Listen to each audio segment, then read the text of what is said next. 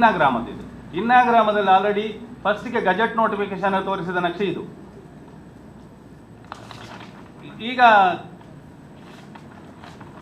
ಈಗ ಕಾಮಗಾರಿಗೆ ಪ್ರಯತ್ನ ಮಾಡ್ತಾ ಇದ್ರು. ನಾವು ಟವರ್ ಲೈನ್ ಬಿಟ್ಟು ಕಾರಿಡಾರ್ನವರಿಗೆ ಯಾಕೆ ನೋಟಿಸ್ ಮಾಡ್ತಾ ಇಲ್ಲ, ಅವರಿಗೂ ನೋಟಿಸ್ ಮಾಡಲಿ ಅಂತ ಹೇಳಿದಾಗ ಅವರೇ ಹೇಳೋ ಪ್ರಶ್ನೆ, ನಮಗೆ 2 ಟವರ್ ಆದ ನಂತರ ಎಲ್ಲಿ ಹೋಗ್ತದೆ ಅಂತ ಗೊತ್ತಾಗ್ತದೆ. ನೋಡಿ, ಅದು ಹಾಸ್ಯಾಸ್ಪದ. ಇಷ್ಟು ಟೆಕ್ನಾಲಜಿ ಬೆಳೆದ ನಂತರ ಕೂಡ ಅವರು ಕೊಟ್ಟ ಇದೆಲ್ಲ ಬೇರೆ ಬೇರೆ ಗ್ರಾಮಗಳ ನಕ್ಷೆ, ಇದೆಲ್ಲವುಗಳು ಕೂಡ ಆಲ್ರೆಡಿ ಅವರು ಕೊಟ್ಟಂತ ನಕ್ಷೆ ಈ ಇದರಲ್ಲಿ ಹೋಗ್ತದೆ, ಈ ಸರ್ವೆ ನಂಬರ್ ಮೇಲೆ ಹೋಗ್ತದೆ ಅನ್ನುವಂಥದ್ದು. ಈಗ ಹೇಳುವಂಥದ್ದು ಅದು ನಮಗೆ ಆ ಕಡೆ ಈ ಕಡೆ ಆಗ್ತದೆ. ಅದರಲ್ಲೇ ಗೊತ್ತಾಗ್ತದೆ ಅವರು ಎಷ್ಟು ಇದನ್ನ ಒಂದು ಬೋಗಸ್ ಆಗಿ ಮಾಡ್ತಾ ಇದ್ದಾರೆ ಅನ್ನುವಂಥದ್ದು. ಉಡುಪಿ ಕಾಸರಗೋಡು 400 ಕಿಲೋವ್ಯಾಟ್ ವಿದ್ಯುತ್ ಲೈನ್ ಹೋರಾಟ ವಿರೋಧಿ ಹೋರಾಟ ಸಮಿತಿಯ ಒಕ್ಕೂಟದ ಪದಾಧಿಕಾರಿಗಳು, ನಾನು ಒಕ್ಕೂಟದ ಪ್ರಧಾನ ಕಾರ್ಯದರ್ಶಿ ಇನ್ನ ಚಂದ್ರರಾಜ್ ಶೆಟ್ಟಿ. ಇಲ್ಲಿ ಸ್ಪಷ್ಟ ಮಾಡಬೇಕಾದ, ನಾವು ಯೋಜನೆಯನ್ನು ವಿರೋಧಿಸ್ತಾ ಇಲ್ಲ. ಉಡುಪಿಯಿಂದ ಅವರು ಕಾಸರಗೋಡಿಗೆ ವಿದ್ಯುತ್ ಕೊಂಡು ಹೋಗುವುದಕ್ಕೆ ನಮ್ಮ ಹೋರಾಟ ಸಮಿತಿದು ಯಾವುದೇ ವಿರೋಧ ಇಲ್ಲ. ನಮ್ಮ ವಿರೋಧ ಇರುವಂಥದ್ದು ನಮ್ಮ ಕೃಷಿ ಭೂಮಿ, ನಮ್ಮ ಫಲವತ್ತಾದ ಕೃಷಿ ಕ್ಷೇತ್ರ ಏನಿದೆ ಅದನ್ನು ಸಂಪೂರ್ಣ ನಾಶ ಮಾಡಿಕೊಂಡು ಲಕ್ಷಾಂತರ ಅಡಿಕೆ ಮರ ಇರ್ಬೋದು, ತೆಂಗು ಇರ್ಬೋದು, ರಬ್ಬರ್ ತೋಟ ಇರ್ಬೋದು, ಕಾಳುಮೆಣಸು ಇರ್ಬೋದು, ಅದರ ಜೊತೆಗೆ ಸಹಸ್ರಾರು ಸಂಖ್ಯೆಯ ಮನೆಗಳು ಇರ್ಬೋದು, ದೈವಸ್ಥಾನ, ನಮ್ಮ ಬೇರೆ ಬೇರೆ ಇಗರ್ಜಿಗಳಿರ್ಬೋದು, ಮಸೀದಿಗಳಿರ್ಬೋದು, ಇದನ್ನೆಲ್ಲ ಅದರ ಮೇಲೆ ಈ ಲೈನ್ ಆಗದು ಹೋಗುವುದಕ್ಕೆ ನಮ್ಮ ವಿರೋಧ ಇರುವಂಥದ್ದು. ಅಭಿವೃದ್ಧಿ ಹೆಸರಲ್ಲಿ ಆಲ್ರೆಡಿ ಒಂದು ವೆಲ್ ಡೆವಲಪ್ಡ್ ಕೃಷಿ ಕ್ಷೇತ್ರ ಮತ್ತು ಹಸಿರು ಝೋನ್ ಅಂತ ಹೇಳ್ತೀವಿ ನಾವು ದಕ್ಷಿಣ ಕನ್ನಡ ಉಡುಪಿ ಜಿಲ್ಲೆಯಲ್ಲಿ. ಹಸಿರು ವಲಯ ಎನ್ನುವಂಥದ್ದು ಏನು ಉಳಿದಿದೆ ಆ ವಲಯವನ್ನೇ ಸರ್ವನಾಶ ಮಾಡಿಕೊಂಡು ಇನ್ನು ಯೋಜನೆ ಹೋಗ್ತಾ ಇದ್ದರೆ ಅದನ್ನು ನಾವೆಲ್ಲರೂ ಕೂಡ ಈ ಭೂಮಿಯಲ್ಲಿ ಅದನ್ನು ಉಳಿಸಬೇಕಂತ ಜವಾಬ್ದಾರಿ ಇರುವಂಥ ನಾವು ರೈತರು, ಅದರ ಜೊತೆಗೆ ಎಲ್ಲ ಸಾರ್ವಜನಿಕರು, ಮಾಧ್ಯಮದವರು ಇರ್ಬೋದು, ಜನಪ್ರತಿನಿಧಿಗಳಿರ್ಬೋದು, ಸರ್ಕಾರಗಳಿರ್ಬೋದು, ಅದು ಅವರದ್ದು ಕೂಡ ಕರ್ತವ್ಯ ಆಗ್ತದೆ ಅನ್ನೋ ಇದನ್ನು ಎಲ್ಲರಿಗೂ ಕೂಡ ಒಂದು ಜಾಗೃತಿ ಬರುವುದಕ್ಕಾಗಿ ನಾವು ಮಾಡ್ತಾ ಇದ್ದೇವೆ. ಮುಖ್ಯವಾಗಿ ಈ ಯೋಜನೆಯನ್ನು ಇವತ್ತು ಕೂಡ 95% ಜನ ವಿರೋಧಿಸ್ತಾ ಇದ್ದಾರೆ ಮಾರ್ಗವನ್ನು. ಅದರ ಜೊತೆಗೆ ಮೊನ್ನೆ ನಮಗೆ ಈಗ ಮಾಹಿತಿ ಎಲ್ಲರೂ ಪಡ್ಕೊಳ್ಬೋದು, ಕೇಂದ್ರ ಸರ್ಕಾರದ ಸೆಂಟ್ರಲ್ ಎಲೆಕ್ಟ್ರಿಸಿಟಿ ಅಥಾರಿಟಿ ಅಂತ ಇದೆ, ಕೇಂದ್ರೀಯ ವಿದ್ಯುತ್ ಪ್ರಾಧಿಕಾರ, ಅವತ್ತು ಡಿಸೆಂಬರ್ 31, 2024 ಒಂದು ವರದಿ ಬಿಡುಗಡೆ ಮಾಡಿದೆ. ಸ್ಟೇಟಸ್ ಏನಂತೇಳಿ ಆ ಸ್ಟೇಟಸ್ನಲ್ಲಿ ಸ್ಪಷ್ಟವಾಗಿ ಕೊಟ್ಟಿದ್ದಾರೆ. ಕರ್ನಾಟಕ ರಾಜ್ಯ ವ್ಯಾಪ್ತಿಯ 177 ಟವರ್ಗಳ ಪೈಕಿ 128 ಟವರ್ ವ್ಯಾಪ್ತಿ ಪ್ರದೇಶದಲ್ಲಿ ತೀವ್ರ ಥರದ ವಿರೋಧ ಅಂತೇಳಿ severe right of way issues ಅಂತೇಳಿ ಕೊಟ್ಟಿದ್ದಾರೆ. ಉಳಿದೆಡೆ ಟವರ್ನ ಬೇಸ್ ಕೆಲಸ ಆಗ್ತಾ ಇದೆ ಅನ್ನೋಂಥದ್ದು ಕೊಟ್ಟಿದ್ದಾರೆ. ಇವರು ಒಂದು ಕಡೆಯಲ್ಲಿ ಕಂಪನಿಯವರು ಎಂತ ಹೇಳ್ತಾ ಇದ್ದಾರೆ ಅಂತ ಹೇಳಿದರೆ, ಕಾಸರಗೋಡಲ್ಲಿ 100% ಆಗಿದೆ, ಉಡುಪಿ ದಕ್ಷಿಣ ಕನ್ನಡ ಜಿಲ್ಲೆಯಲ್ಲಿ ನಾವು ಪ್ರಗತಿಯಲ್ಲಿದ್ದೇವೆ, ನಮ್ಮ ಕೆಲಸ ಬೇಗ ಆಗ್ತಾ ಇದೆ ಅಂತೇಳಿ. ನಮ್ಮ ತಿಳುವಳಿಕೆ ಪ್ರಕಾರ ಉಡುಪಿ ಮತ್ತು ದಕ್ಷಿಣ ಕನ್ನಡ ಜಿಲ್ಲೆಯಲ್ಲಿ ಸರ್ಕಾರಿ ಜಾಗ ಏನಿದೆ ಅದು ಕೂಡ ಬೆರಳೆಣಿಕೆ ಒಂದು 5-6 ಕಡೆ ಸರ್ಕಾರಿ ಜಾಗ ಏನಿದೆಯಾ ಅಲ್ಲಿ ಟವರ್ ಹಾಕುವುದಕ್ಕೆ ಬೇಸನ್ನು ಹಾಕಿದ್ದಾರೆ.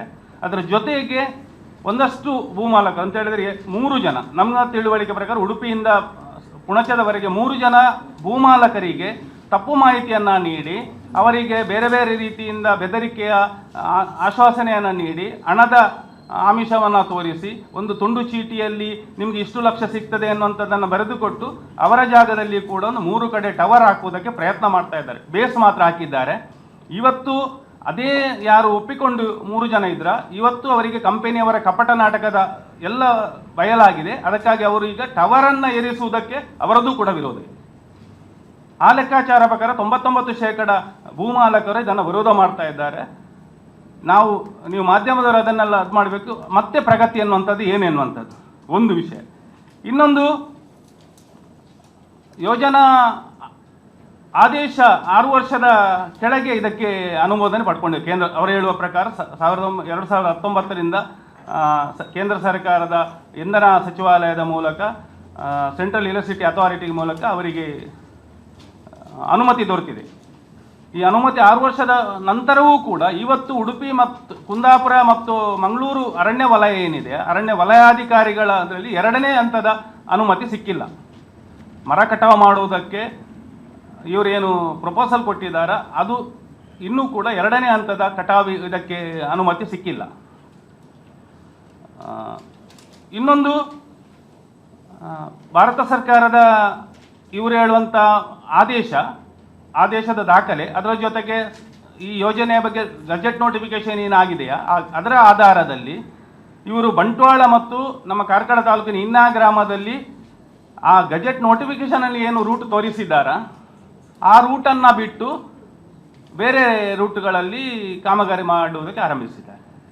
ಈಗ ಅವರಿಗೆ ಸರ್ಟಿಫೈ ಆದ ಅನುಮತಿ ಸಿಕ್ಕಂಥ ರೂಟನ್ನೇ ಬಿಟ್ಟು ಇನ್ನೊಂದು ಗ್ರಾಮಗಳಲ್ಲಿ ಅವರು ಕಾಮಗಾರಿ ಮಾಡುವುದಕ್ಕೆ ಅವರಿಗೆ ಅನುಮತಿ ಯಾರು ಕೊಟ್ಟಿದ್ದಾರೆ ಅನ್ನುವಂಥದ್ದನ್ನು ಅವರು ಇನ್ನೂ ಸ್ಪಷ್ಟಪಡಿಸ್ತಾ ಇಲ್ಲ. ಒಂದು ನಾವು ಅದನ್ನು ಪ್ರಶ್ನೆ ಮಾಡ್ತಾ ಇದ್ದೇವೆ ಈ ಮೂಲಕ, ಅವರಿಗೆ ಆ ರೀತಿ ಅನುಮತಿ ಕೊಟ್ಟವರು ಯಾರು? ಇನ್ನೊಂದು, ನಮ್ಮಲ್ಲಿ ಬಂಟ್ವಾಳದವರಿದ್ದಾರೆ. ಬಂಟ್ವಾಳದವರು ಆಲ್ರೆಡಿ ಕಳೆದ ವರ್ಷ ಕೋರ್ಟಿಗೆ ಹೋದಾಗ ಕೋರ್ಟ್ ಅವರಿಗೆ ಹೇಳಿದ್ದು, ನಿಮ್ಮ ಜಾಗದಲ್ಲಿ 40 ಜನ ಕೋರ್ಟಿಗೆ ಹೋದಾಗ ನಿಮ್ಮ ಜಾಗದಲ್ಲಿ ಟವರ್ ಲೈನ್ ಹೋಗ್ತದೆ ಅನ್ನುವಂಥದ್ದು ನಿಮಗೆ ಯಾರು ಹೇಳಿದ್ದು? ನಾವು ಹೇಳೇ ಇಲ್ಲಲ್ಲ, ನೀವು ಯಾಕೆ ಕೋರ್ಟಿಗೆ ಬಂದ್ರಿ ಅಂತ ಪ್ರಶ್ನೆ ಮಾಡಿದ್ರು. ಕೇಸನ್ನು ಡಿಸ್ಮಿಸ್ ಮಾಡಿದರು. ಇವರ ಕೇಸ್ ಬಿದ್ದೋಯ್ತು. ಆನಂತರ ಇವರ ಜಾಗಕ್ಕೆ ಸರ್ವೆ ಇದು ನೋಟಿಸ್ ಕೊಟ್ಟರು. ಗಜೆಟ್ ನೋಟಿಫಿಕೇಶನಲ್ಲಿ ಬಂಟ್ವಾಳ ಪಂಜಿಕಲ್ಲು ಮತ್ತು ಅರ್ಲ ಗ್ರಾಮ, ಅರ್ಲ ಇರ್ಬೋದು, ಕರ್ಪೆ ಗ್ರಾಮ ಇಲ್ಲ. ಆ ರೀತಿಯ ಸುಳ್ಳು ಮಾಹಿತಿಗಳು ಮತ್ತು ಸುಳ್ಳು ಅವರ ವೇ ಏನಿದೆ ಕೆಲಸ ಮಾಡುವಂಥದ್ದು, ಅದು ಕೂಡ ನಾವೆಲ್ಲರೂ ಕೂಡ ಪ್ರಶ್ನೆ ಮಾಡಬೇಕಾದದ್ದು. ಅದಕ್ಕೆ ಒಂದು ಸ್ಪಷ್ಟ ಇದನ್ನು ಅವರು ಕೊಡಬೇಕು. ಇದು ಇವರು ಸರ್ಕಾರಕ್ಕೆ ಮೋಸ ಮಾಡ್ತಾ ಇದ್ದಾರಾ, ಜನರಿಗೆ ಮೋಸ ಮಾಡ್ತಾ ಇದ್ದಾರಾ, ಇಡೀ ಯೋಜನೆಯ ಕಂಪನಿಗೆ ಮೋಸ ಮಾಡ್ತಾ ಇದ್ದಾರಾ ಎನ್ನುವಂಥದ್ದು ಇನ್ನೂ ಸ್ಪಷ್ಟೆ ಆಗಬೇಕಾಗಿರುವಂಥದ್ದು. ಇನ್ನೊಂದು, ನಮಗೆಲ್ಲ ಗೊತ್ತಿರೋ ಪ್ರಕಾರ ಬಜ್ಪೆ ಏರ್ಪೋರ್ಟ್ ಏನಿದೆ, ಏರ್ಪೋರ್ಟಿನ ರೆಡ್ ಝೋನು, ಯೆಲ್ಲೋ ಝೋನು, ನಮ್ಮದು ವೇ ಏನಿದೆ, ಆ ವಿಮಾನ ಟೇಕ್ ಆಗುವಂಥ ಇದರಲ್ಲಿ ರೆಡ್ ಝೋನ್ ಮತ್ತು ಯೆಲ್ಲೋ ಝೋನಲ್ಲಿ ಯಾವುದೇ ರೀತಿಯಲ್ಲ ಟವರ್ ಹೈಟ್, ಬಿಲ್ಡಿಂಗಿದ್ದು ಹೈಟ್ ಕೂಡ ಅದಕ್ಕೊಂದು ಲಿಮಿಟ್ ಇರ್ತದೆ, ಇಷ್ಟು ಮೀಟರ್ ಅಂತೇಳಿ. ನಮ್ಮ ಎಡಪದವು ಮಿಜಾರ ಗ್ರಾಮದ ಒಂದು ಪ್ರದೇಶದಲ್ಲಿ ಚರ್ಚ್ನವರು 5 ಮಾಳಿಗೆಯ ಬಿಲ್ಡಿಂಗಿಗೆ ಪರ್ಮಿಷನ್ ತಗೊಂಡ ಏರ್ಪೋರ್ಟ್ನವ್ರು ಕೊಟ್ಟಿಲ್ಲ, 2 ಮಾಳಿಗೆದು ಮಾತ್ರ ಕೊಟ್ಟಿದ್ದಾರೆ. ಆದರೆ ಅದೇ ಜಾಗದಲ್ಲಿ ಇವತ್ತು ಗುರುಪುರ ಹೊಳೆಯ ಪಕ್ಕದ ಲೊಕೇಶನನ್ನು ತೋರಿಸಿ ಇದೇ ಕಂಪನಿಯವರು ಟವರ್ ಮಾಡಲಿಕ್ಕೆ ಆರಂಭಿಸಿದ್ದಾರೆ. ಈ ಬಗ್ಗೆ RTIಯಲ್ಲಿ ನಾವು ಮಾಡಿದ್ದೇವೆ. ಈಗ ನಿನ್ನೆ ಮೊನ್ನೆಯಲ್ಲಿ ನಮ್ಮ ಏರ್ಪೋರ್ಟ್ ಅಥಾರಿಟಿಯವರು ಕೂಡ ಮಾಡ್ತಾ ಇದ್ದಾರೆ, ಅದನ್ನು ವೆರಿಫಿಕೇಷನ್ ಮಾಡಿಕೊಂಡು ಸರ್ವೆ ಮಾಡ್ತಾ ಇದ್ದಾರೆ. ಅವರಿಗೂ ಕೂಡ ಅಂತೇಳಿ ಒಟ್ಟು ಒಂದು ವ್ಯವಸ್ಥೆಗೇನೆ ತಪ್ಪು ಮಾಹಿತಿಗಳನ್ನು ಮಾಡಿಕೊಂಡು ದಾರಿ ತಪ್ಪಿಸುವಂಥ ವ್ಯವಸ್ಥೆ ಆಗ್ತಾ ಇದೆ. ಇನ್ನೊಂದು ಸ್ವಲ್ಪ ಹಾಸ್ಯಾಸ್ಪದ ವಿಷಯ ಏನಂತ ಹೇಳಿದರೆ, ಪತ್ರಿಕೆಯಲ್ಲಿ 2 ಪ್ರಕಟಣೆಗಳಲ್ಲಿ ಕೊಟ್ಟದ್ದು ಕೂಡ ಅವರು, ನಾವು ಈ ಟವರ್ ಅಡಿಯಲ್ಲಿ ರೈಟ್ ಆಫ್ ಏನಿದೆ ಕಾರಿಡಾರ್ ಪ್ರದೇಶದಲ್ಲಿ ಎತ್ತರದ ಅಡಿಕೆ ತೆಂಗು ತೋಟಗಳನ್ನು ಮಾಡಲಿಕ್ಕೆ ಆಗೋದಿಲ್ಲ, ಸಣ್ಣ ಬೆಳೆಗಳನ್ನು ಮಾಡಬಹುದು, ನಾವು ಅದಕ್ಕಾಗಿ 1 ಎಕರೆ ಜಾಗದಲ್ಲಿ ಡ್ರ್ಯಾಗನ್ ಫ್ರೂಟಿನ ತೋಟವನ್ನು ಮಾಡಿದ್ದೇವೆ ಅಂತ ಹೇಳಿದ್ದಾರೆ. ಒಂದು ಕಳೆದ ಇದರಲ್ಲಿ ಮೊನ್ನೆ ಬಂದ ವಿಜಯ ಕರ್ನಾಟಕ ಪತ್ರಿಕೆ ಇದರಲ್ಲಿ ನಾವು ಮೂಡಬಿದ್ರಿಯಲ್ಲಿ 1 ಎಕರೆ ಪ್ರದೇಶದಲ್ಲಿ ಡ್ರ್ಯಾಗನ್ ತೋಟ ಮಾಡಲಿಕ್ಕೆ ಹೊರಟಿದ್ದೇವೆ ಅಂತ ಹೇಳಿದ್ದಾರೆ. ಇಲ್ಲಿ ಎರಡೂ ಕೂಡ ತಪ್ಪು ಮಾಹಿತಿ. ಮತ್ತು ಮೊನ್ನೆ ಸಿಕ್ಕಿದಾಗ ನಾವು ಕೂಡ ಕೇಳಿದೆವು ನಿಮಗೆ ಎಲ್ಲಿ ತೋಟ, ನಮಗೂ ಕೂಡ ನೋಡಬೇಕಂತೇಳಿ. ಅವರಿಗೆ ಆಗ ಉತ್ತರ ಇಲ್ಲ. ಈಗ ಪ್ರಶ್ನೆ ಇರುವಂಥದ್ದು, ಲೈನ್ ಹೋಗುವಂಥದ್ದು ನಮ್ಮ ಎಲ್ಲೂರಿನಿಂದ ಇನ್ನ ಒಳೆಪಾಡಿ, ಏಳಿಂಜೆ ಆ ಪ್ರದೇಶದಲ್ಲಿ ಹೋಗುವಂಥದ್ದು. ಮೂಡುಬಿದ್ರಿಯಲ್ಲಿ ಲೈನ್ ಹೋಗ್ತಾ ಇಲ್ಲ, ಮಂಗಳೂರಲ್ಲಿ ಹೋಗ್ತಾ ಇಲ್ಲ. ಈ ಜಾಗದಲ್ಲಿ ಮುಖ್ಯವಾಗಿ ಎಲ್ರಿಗೂ ಗೊತ್ತಿರ್ಬೋದು, ಈ ಕಡೆಯವರಿಗೆ ಇನ್ನ ಬಳ್ಕುಂಜೆ, ಉಳೆಪಾಡಿ, ಏಳಿಂಜೆ, ನಮ್ಮದು ಕುಳವೂರು, ಮಿಜಾರ್, ಈ ಪ್ರದೇಶಗಳು ಸಮೃದ್ಧ ನೀರಾವರಿ ಇರುವಂಥ ವ್ಯವಸ್ಥೆಗಳು. ಅದು ಕೂಡ ಶಾಂಭವಿ ಹೊಳೆಯ 2 ಸೈಡ್ಗಳಲ್ಲಿರುವಂಥ ಇದರಲ್ಲಿ ಭತ್ತ ಮತ್ತು ಅಡಿಕೆ ಬಿಟ್ಟರೆ ಬೇರೆ ಬೆಳೆಗಳು ಆಗುವುದಿಲ್ಲ. ಈಗ ಇವರು ಪ್ರಾತ್ಯಕ್ಷಿಕೆ ತೋಟ ಮಾಡಬೇಕಾದದ್ದು ನಿಜವಾಗಿ ಆ ಜಾಗದಲ್ಲಿ, ಮೂಡುಬಿದ್ರೆಯಲ್ಲಿ ಎಲ್ಲಿಯೋ ಗುಡ್ಡದಲ್ಲಿ ಮಾಡಿ ಈ ಲೈನ್ ಕೆಳಗೆ ಡ್ರ್ಯಾಗನ್ ತೋಟ ಮಾಡ್ಬೋದು, ಇನ್ನೊಂದು ತೋಟ ಮಾಡೋದನ್ನು ಜನರಿಗೆ, ನಾವು ಅನ್ನ ಕೊಡುವಂಥ, ಇಡೀ ದೇಶಕ್ಕೆ ಅನ್ನ ಕೊಡುವಂಥ ರೈತರಿಗೆ ಪಾಠ ಮಾಡಲಿಕ್ಕೆ ಹೊರಟಂಥ ಕಂಪನಿಯವರ ಅದು ನಾವು ಧೂರ್ತತನ ಅಂತ ಹೇಳಬೇಕಾ, ಒಂದು ಬಾಲಿಶ ಅಂತ ಹೇಳಬೇಕಾ, ಅದನ್ನು ನಾವು ನಿಮ್ಮ ಮೂಲಕ ನಾವು ಪ್ರಶ್ನೆ ಮಾಡ್ತಾ ಇದ್ದೇವೆ ಅವರಿಗೆ. ನಿಜವಾಗಿ ಅವ್ರು ಮಾಡಲಿಕ್ಕಿದ್ರೆ ಎಲ್ಲಿ ಲೈನ್ ಹೋಗ್ತದೆ ಅಲ್ಲಿ ಬಂದು ಅಲ್ಲಿರುವಂತಹ ನೀರಾವರಿ ಪ್ರದೇಶದಲ್ಲಿ ಮಾಡಿ ತೋರಿಸಲಿ, ನಾವು ಅದನ್ನು ಒಪ್ಪಿಕೊಳ್ತೇವೆ. ಇನ್ನೊಂದು, ಈ ಕೋಟ್ಯಾಂತರ ಹಣ ಖರ್ಚು ಮಾಡಿಕೊಂಡು ಈ ಯೋಜನೆಯನ್ನು ಅನುಷ್ಠಾನ ಮಾಡಲಿಕ್ಕೆ ಹೊರಟಿದ್ದಾರೆ. ಎಷ್ಟೋ ಲಕ್ಷಾಂತರ ಮರ ನಾಶ ಆಗ್ತದೆ, ಎಷ್ಟೋ ಸಾವಿರಾರು ಕುಟುಂಬಗಳು ಬೀದಿ ಪಾಲಾಗ್ತೇವೆ, ನಮ್ಮ ಧಾರ್ಮಿಕ ಕೇಂದ್ರಗಳು ಮತ್ತೆಲ್ಲವುಗಳು ಕೂಡ ಅದಕ್ಕೆ ಗತಿ ಇಲ್ಲದ ಹಾಗೆ ಆಗ್ತದೆ. ಅಷ್ಟು ಆಗಿದ್ದು ಕೂಡ ಈ ಯೋಜನೆಗೆ ಅವರು ಹೇಳಿಕೊಳ್ಳುವಂಥ ರೀತಿಯಲ್ಲಿ ಅದನ್ನು ಕೂಡ ಕೊಟ್ಟಿದ್ದಾರೆ. 37% ಕರ್ನಾಟಕದ ಪಾಲು ಅಂತ ಕೊಟ್ಟಿದ್ದಾರೆ.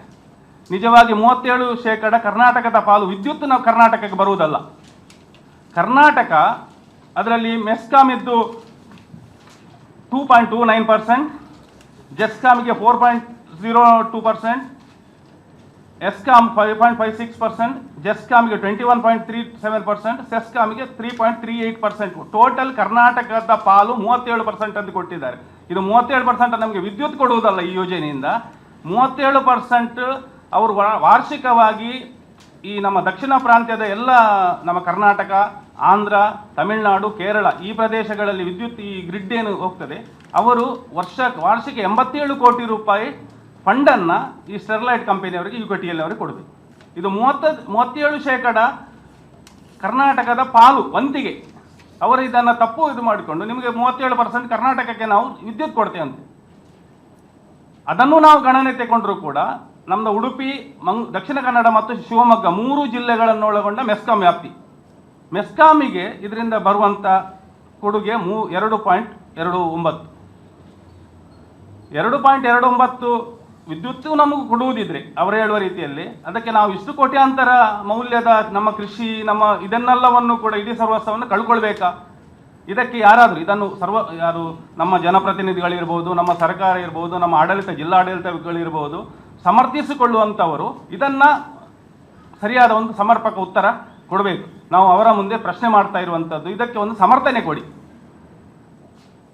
ಹಣ ಕೊಡುವುದಿದ್ರೂ ಕೂಡ ನಾವು ಕೊಟ್ಟು ಕರ್ನಾಟಕಕ್ಕೆ 0% ಲಾಭ ಆಗುವಾಗ ನಾವು ಇನ್ವೆಸ್ಟ್ ಮಾಡುವಂಥದ್ದು ಅರ್ಥ ಇದೆಯಾ? ಇಲ್ಲ ವಿದ್ಯುತ್ತೇ ಕೊಡುವುದಿದ್ರೂ ಕೂಡ ನಮಗೆ 2.29 ವಿದ್ಯುತ್ ಬಳಕೆಗಾಗಿ ನಾವು ಇಷ್ಟು ನಷ್ಟ ಮಾಡಿಕೊಳ್ಬೇಕಾದ ಅನಿವಾರ್ಯತೆ ಇದೆ ಅನ್ನುವಂಥದ್ದನ್ನು ನಾವು ಪ್ರಶ್ನೆ ಮಾಡ್ತಾ ಇದ್ದೇವೆ.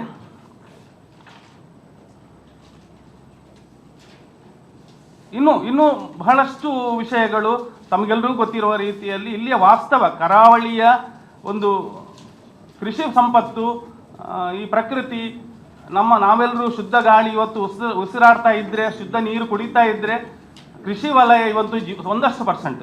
ಈಗ ದಕ್ಷಿಣ ಕನ್ನಡ ಜಿಲ್ಲೆಯಲ್ಲಿ ನಮಗೂ ಪ್ರಕಾರ 25% ಮಾತ್ರ ಕೃಷಿ ಭೂಮಿ ಮತ್ತು ಹಸಿರು ವಲಯ ಇದೆ. ಕೈಗಾರಿಕರಣದ ಕಾರಣಕ್ಕಾಗಿ ನಾಶ ಆಗ್ತದೆ. 25% ಕೃಷಿ ಮತ್ತು ಹಸಿರು ವಲಯವನ್ನು ನಾಶ ಮಾಡಿಕೊಂಡು ಅಭಿವೃದ್ಧಿಯ ಇದನ್ನು ಯಾರಿಗೆ ಎನ್ನುವಂಥದ್ದು ಪ್ರಶ್ನೆ.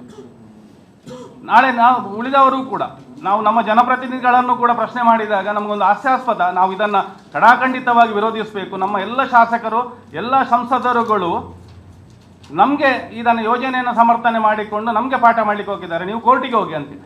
ಮೊನ್ನೆ ನಾವು ಎರಡು ಸಲ ಸಂಸದರ ಕಚೇರಿ ಬಂದಾಗ ನೀವು ಅದನ್ನು ಇಟ್ಕೊಂಡು ಇದು ದಾಖಲೆ ಎಲ್ಲ ಇದೆಯಲ್ಲ ಇಟ್ಕೊಂಡು ಕೋರ್ಟಿಗೆ ಹೋಗಿ ಅಂತ ಹೇಳ್ತಾ ಇದ್ದಾರೆ. ಆಲ್ರೆಡಿ ನಮ್ಮದು ಹೈಕೋರ್ಟಲ್ಲಿ, ಸುಪ್ರೀಂ ಕೋರ್ಟಲ್ಲಿ ಕೇಸ್ ನಡೀತಾ ಇದೆ. ರೈತರು ಇವತ್ತು ದುಡಿಯುವವರು ಹೋಗಿ ಕೋರ್ಟಿಗೆ ಅಲೆಯಬೇಕು, ವಕೀಲರಿಗಾಗಿ ಲಕ್ಷಾಂತರ ಹಣ ಖರ್ಚು ಮಾಡ್ತಾ ಇದೆ. ಆದರೆ ಒಬ್ಬರು ಜನಪ್ರತಿನಿಧಿಗಳು ಅವರು ಮಾಡಬೇಕಾದ ವಿಷಯ ಎಲ್ಲವನ್ನು ನಾವು ಕೋರ್ಟಲ್ಲಿ ಪ್ರಶ್ನೆ ಮಾಡುವುದಿದ್ರೆ ಈ ಶಾಸಕಾಂಗ ವ್ಯವಸ್ಥೆ, ಈ ವ್ಯವಸ್ಥೆ ಇದೆಯಲ್ಲ ಅದಕ್ಕೆ ಅರ್ಥ ಇದೆಯಾ? ಬೇಕಾ? ನಾವು ಅದನ್ನು ನೇರ ಪ್ರಶ್ನೆ ಮಾಡ್ತಾ ಇದ್ದೇವೆ. ಎಲ್ಲ ಜನಪ್ರತಿನಿಧಿಗಳು, ಅದು ಗ್ರಾಮ ಪಂಚಾಯತ್ ಮಟ್ಟದಿಂದ ಸಂಸದರವರೆಗಿನ ಎಲ್ಲ ಜನಪ್ರತಿನಿಧಿಗಳು ಇದಕ್ಕೆ ರಾಜೀನಾಮೆ ಕೊಟ್ಟು ಮನೆಯಲ್ಲಿ ಕೂತ್ಕೊಳ್ಳಿ. ನಾವು ಅದನ್ನು ಕೋರ್ಟಲ್ಲಿ ಎಲ್ಲವನ್ನು ಪ್ರಶ್ನೆ ಮಾಡ್ತೇವೆ. ಇನ್ನು ಇರುವಂಥ ನಮಗೆ ಅವಕಾಶಗಳು ಇದೆ. ಒಂದು 17 ತಾರೀಕಿಗೆ ಮುಖ್ಯಮಂತ್ರಿಯವರು ಮಂಗಳೂರಿಗೆ ಬರ್ತಾರೆ ಅನ್ನೋಂಥದ್ದೊಂದು ಸುದ್ದಿ ಇದೆ. ಮೊನ್ನೆ ಒಬ್ಬರು ಶಾಸಕರಲ್ಲಿ ಹೋದಾಗ ನಾನು ಅವಕಾಶ ಮಾಡಿಕೊಡ್ತೇನೆ ಅಂತ ಹೇಳಿದ್ದಾರೆ ಮಾತಾಡಲಿಕ್ಕೆ, ಒಂದು ಮುಖತಃ ಭೇಟಿಯಾಗಿ ನಮ್ಮ ಬೇಡಿಕೆ ನೋಡೋದಕ್ಕೆ. ಒಂದು 17 ತಾರೀಕಿದ್ದು ಒಂದು ಅವಕಾಶ ಇದೆ. ಅದರ ಜೊತೆಗೆ ನಾವೊಂದು ಇಡೀ ಉಡುಪಿಯಿಂದ ಕಾಸರಗೋಡುವರೆಗಿನ ಎಲ್ಲ ಭೂಮಾಲಕರು ಇರ್ಬೋದು, ಎಲ್ಲ ಸಮಾನ ಮನಸ್ಕ ಸಂಘ ಸಂಸ್ಥೆಯವರು ಸೇರಿ ಒಂದು ದೊಡ್ಡ ಮಟ್ಟದ ಪ್ರತಿಭಟನೆಯನ್ನು ಇದೇ ತಿಂಗಳಲ್ಲಿ ಮಂಗಳೂರು ಕೇಂದ್ರ ಭಾಗದಲ್ಲಿ ಮಾಡುವುದಕ್ಕೆ ನಾವು ತೀರ್ಮಾನ ಮಾಡಿದ್ದೇವೆ. ಬೇರೆ ಸದ್ಯಕ್ಕೆ ನಮಗೆ ಯಾವುದೇ ದಾರಿಗಳು ಕಾಣ್ತಾ ಇಲ್ಲ. ಎಲ್ಲ ಬಾಗಿಲುಗಳನ್ನು ನಾವು ಮುಚ್ಚಿಕೊಂಡು ನಾವು ಬದುಕುವುದಕ್ಕೆ, ರೈತರು ಬದುಕುವುದಕ್ಕೆ, ಅದರ ಜೊತೆಯಲ್ಲಿ ನಮ್ಮ ಹಿರಿಯರು ಬಿಟ್ಟು ಹೋದಂಥ ಏನು ಕೃಷಿ ಪರಂಪರೆ ಇದೆ ಅದನ್ನು ನಮ್ಮ ಮುಂದಿನ ಪೀಳಿಗೆಗೆ ನಾವು ದಾಟಿಸುವಂಥ ಆದ್ಯ ಕರ್ತವ್ಯ ನಮಗಿಲ್ಲಿದೆ. ಆ ಕಾರಣಕ್ಕಾಗಿ ನಾವು ನಮ್ಮ ಜೀವವನ್ನಾದರೂ ನಮ್ಮ ಪ್ರಾಣವನ್ನಾದರೂ ಕೊಟ್ಟು ಹೋರಾಟ ಮಾಡುವಂಥ ಅನಿವಾರ್ಯ ಸಂದರ್ಭ ಈ ವ್ಯವಸ್ಥೆ ನಮಗೆ ಮಾಡಿಕೊಟ್ಟಿದೆ. ನೀವೆಲ್ಲರೂ ಮಾಧ್ಯಮದವರಿಗೆ ನಾವು ಕೈ ಜೋಡಿಸಿ ವಿನಂತಿ ಮಾಡುವಂಥದ್ದು, ನಮ್ಮ ಈ ಪ್ರಾಮಾಣಿಕ ಮತ್ತು ನ್ಯಾಯಪರ ಹೋರಾಟಕ್ಕೆ ನಿಮ್ಮ ಬೆಂಬಲ ಬೇಕು.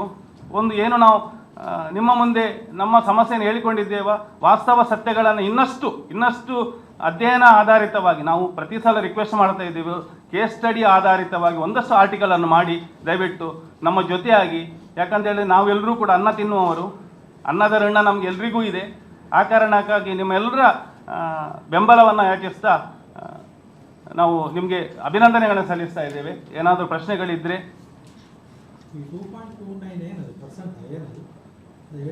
ಹೌದು, ಈಗ ಅದರಲ್ಲಿ ಎರಡು ಗೊಂದಲ ಇದೆ ಸರ್. ಈಗ ಕಂಪನಿಯವರು ಏನೇನು ಹೇಳ್ತಾ ಇದ್ದಾರೆ ಅಂತ ಹೇಳಿದರೆ, ಈ UKTLಯಿಂದ ಕಾಸರಗೋಡು, ಅದು ನಮ್ಮದು first phase Karnataka, Andhra Pradesh, Tamil Nadu, second phase Kerala, ಆ ರೀತಿ ಇದೆ. ಇಡೀ ದಕ್ಷಿಣ ಭಾರತದ ಎಲ್ಲ ರಾಜ್ಯಗಳನ್ನು ಈ ವಿದ್ಯುತ್ ಗ್ರಿಡ್ಗಳು ಕನೆಕ್ಟ್ ಮಾಡಿಕೊಂಡು ಎಲ್ಲಿ ಕರೆಂಟ್ ಇದೆ ಅದನ್ನು ನಮಗೆ ಬೇಕಾದಾಗ ಉಪಯೋಗ, ಆ ರೀತಿಯ ಒಂದು ವ್ಯವಸ್ಥೆ. ಇದು ಸ್ಟೆರ್ಲೈಟ್ ಕಂಪನಿಯವರಿಗೆ 35 ವರ್ಷಕ್ಕೆ ಅಗ್ರಿಮೆಂಟ್ ಆಗಿರುವಂಥದ್ದು. ಅದೊಂದು ಪ್ರೈವೇಟ್ ಕಂಪನಿಯವರು ಈಗ ಇದನ್ನೆಲ್ಲ ಟವರ್ ಎಲ್ಲ ಹಾಕಿ ಲೈನ್ ಎಳೆದು ಆನಂತರ ವಿದ್ಯುತ್ತನ್ನು ಮೇಂಟೆನೆನ್ಸ್ ಎಲ್ಲ 35 ವರ್ಷ ಮಾಡಬೇಕು. ನಾವು ಹೈವೇಗೆ ಟೋಲ್ಗೆ ಸಂಗ್ರಹ ಮಾಡ್ತೇವೆ, ಆ ಟೋಲ್ನವರಿಗೆ ಇಷ್ಟು ವರ್ಷ. ಅದೇ ಮಾದರಿಯಲ್ಲಿ ಪ್ರತಿ ವರ್ಷ ಅವರಿಗೆ ಮೇಂಟೆನೆನ್ಸ್ ಅಂತ ಸರ್ವಿಸ್ ಟ್ಯಾಕ್ಸ್ ಅಂತ ಇದಂತೇಳಿ ಎಲ್ಲ ದಕ್ಷಿಣ ಭಾರತದ ರಾಜ್ಯಗಳು ಅವರಿಗೆ ಕೊಡಬೇಕು. ಅದರಲ್ಲಿ ಕರ್ನಾಟಕದ ಪಾಲು 37%. 87 ಕೋಟಿ, ಈಗಿನ ಲೆಕ್ಕಾಚಾರ ಪ್ರಕಾರ 87 ಕೋಟಿ ವಾರ್ಷಿಕ ವಂತಿಗೆಯನ್ನು ಇಡೀ ದಕ್ಷಿಣ ಭಾರತದ ಎಲ್ಲ ರಾಜ್ಯಗಳು ಸ್ಟೆರ್ಲೈಟ್ UKTLಗೆ ಕೊಡಬೇಕು. ಕರ್ನಾಟಕ ಅದರಲ್ಲಿ 37% ಕೊಡಬೇಕು. ಅವರದನ್ನೇನು ತಿರುಗಿಸಿ ಹೇಳ್ತಾ ಇದ್ದಾರೆ, ನಿಮಗೆ 37% ವಿದ್ಯುತ್ ನಾವು ಕೊಡ್ತೇವೆ ಕರ್ನಾಟಕಕ್ಕೆ, ಅದರಲ್ಲಿ ಮೆಸ್ಕಾಮಿನ ಪಾಲು 2.29. ಇದು ಒಂದು ಕತ್ತಲೆಯಲ್ಲಿಟ್ಟು ಅದನ್ನು ಈಗ ಇದು ನಮಗೂ ಕೂಡ ಅಂದಾಜಾಗಿಲ್ಲ. ನಾವು ಕೂಡ ಒಪ್ಪಿದ್ದು 37% ಕರ್ನಾಟಕಕ್ಕೆ ವಿದ್ಯುತ್ ಸಿಗ್ತದೆ. ಅದರಲ್ಲಿ ನಮ್ಮದು 3 ಜಿಲ್ಲೆ, ಉಡುಪಿ, ದಕ್ಷಿಣ ಕನ್ನಡ ಮತ್ತು ಶಿವಮೊಗ್ಗ ಒಳಗೊಂಡ ಮೆಸ್ಕಾಮಿಗೆ ಕೂಡ 2.29 ಕರೆಂಟ್ ಸಿಗ್ತದೆ ಎನ್ನುವಂಥದ್ದು. ನಮ್ಮ ವಕೀಲರು ನಿನ್ನೆ ಹೈಕೋರ್ಟ್ ವಕೀಲರು ಅದನ್ನು ಸ್ಟಡಿ ಮಾಡಿ ಹೇಳಿದರು, ಇದು ವಿದ್ಯುತ್ತಿನ ಲೆಕ್ಕಾಚಾರ ಅಲ್ಲ, ಹಣದ ಲೆಕ್ಕಾಚಾರ ಅಂತ. ಇದು ಸ್ಪಷ್ಟ ಆಗಬೇಕು. ಇನ್ನು ಕಂಪನಿಯವರು ಇದನ್ನು ಸ್ಪಷ್ಟಪಡಿಸಬೇಕು.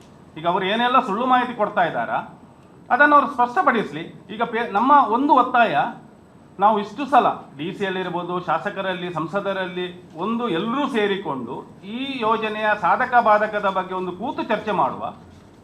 ಎಲ್ಲವೂ ಸರಿ ಇದೆ ಅಂತ ಹೇಳಿದರೆ ನಾವೇನು ಅದನ್ನು ವಿರೋಧ ನಮ್ಮದಲ್ಲ. ಅದಕ್ಕೆ ಅವಕಾಶ ಯಾರೂ ಕೊಡ್ತಾ ಇಲ್ಲ. ಯಾರಿಗೂ ಕೂಡ ಟವರ್ನವರನ್ನು ಬಿಟ್ಟು ಉಳಿದವರಿಗೆ ನೋಟಿಸ್ ಮಾಡಿಲ್ಲ. ಯಾರ ಜಾಗದಲ್ಲಿ ಹೋಗ್ತಾ ಇದೆ ಅನ್ನುವಂಥದ್ದು ಇವತ್ತೂ ಕೂಡ ಯಾರಿಗೂ ಗೊತ್ತಿಲ್ಲ. ಅವರು ಖುಷಿ ಬಂದಾಗ ಎಲ್ಲೋ ಬಂದು ಇದು ಮಾಡ್ತಾರೆ, ಕೆಲವು ಕಡೆ ದಬ್ಬಾಳಿಕೆ ಮಾಡ್ತಾರೆ, ಟವರ್ಗೆ ಪ್ರಯತ್ನ ಮಾಡ್ತಾರೆ, ಪೊಲೀಸ್ ಫೋರ್ಸ್ ಇಟ್ಕೊಂಡು ಬಂದು ಅಲ್ಲಿ ನಮಗೆ DCದ ಆದೇಶ ಇದೆ ಅಂತೇಳಿ ಕೆಲಸ ಆರಂಭಿಸ್ತಾರೆ. DC ಹತ್ರ ಕೇಳಿದರೆ ನಾನು ಆದೇಶ ಕೊಟ್ಟಿಲ್ಲ, ಲಿಖಿತ ಆದೇಶ ಇವತ್ತಿಗೂ ಕೂಡ ಇಲ್ಲ. ಸ್ವತಂತ್ರ ಪತ್ರಿಕೋದ್ಯಮ ಇಂದಿನ ತುರ್ತು, ಅದನ್ನ ವಾರ್ತಾ ಭಾರತಿ ಮಾಡ್ತಾ ಇದೆ. ನಮ್ಮ ಚಾನೆಲ್ ಅನ್ನ ಸಬ್ಸ್ಕ್ರೈಬ್ ಮಾಡೋದ್ರ ಜೊತೆಗೆ ಬೆಲ್ ಐಕಾನ್ ಒತ್ತಿ ನಮ್ಮನ್ನ ಬೆಂಬಲಿಸಿ. ಹಾಗೆ ನಮ್ಮ ಕಾರ್ಯಕ್ರಮಗಳನ್ನ ಲೈಕ್ ಮಾಡಿ, ಕಮೆಂಟ್ ಮಾಡಿ, ಅದನ್ನ ಬೇರೆಯವರಿಗೂ ಕೂಡ ಶೇರ್ ಮಾಡಿ. ಹೀಗೆ ನೀವು ಮಾಡಿದಾಗ ನಮ್ಮ ಚಾನೆಲ್ ಮತ್ತಷ್ಟು